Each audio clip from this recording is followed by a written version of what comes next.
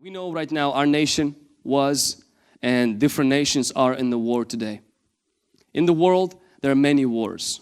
Somebody calculated that since 3600 BC, so 3600 years before Christ, there has been over 14,000 wars that happened in this world.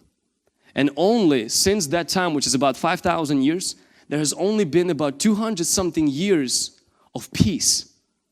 So there has been very little peace for the last 5,000 years with 14,000 wars.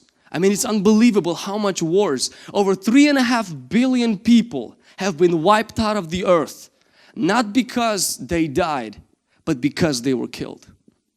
Just for the last 10 years, when United States was involved in war in Iraq and Afghanistan, that war killed about 6,000 of our troops and about 200,000 of people, both our enemies, friends, foes, and our supporters and allies alike. And that war itself cost, our country about $1 trillion. So war is everywhere. And this is the purpose of war. The purpose of war is to remove evil people out of the world. Remove terrorists, remove bad people out of the world. And the war succeeds, but even when it succeeds, it still kills people. And people die. Evil doesn't die, only people.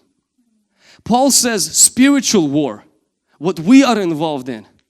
He says the goal of spiritual war is not to remove evil people, but it's to remove evil out of people. And that's only Christ can do that.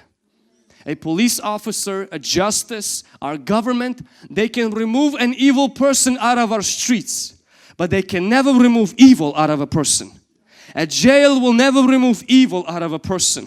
And Paul says a natural war where people die, where missiles are shot, where bullets come out, where tanks are involved, where bombs are involved. It might wipe evil people, but it will never wipe evil out of the world. And Paul says you have the privilege to be involved in something that could actually accomplish what natural war cannot, and that is to remove evil out of people without killing them, without destroying them.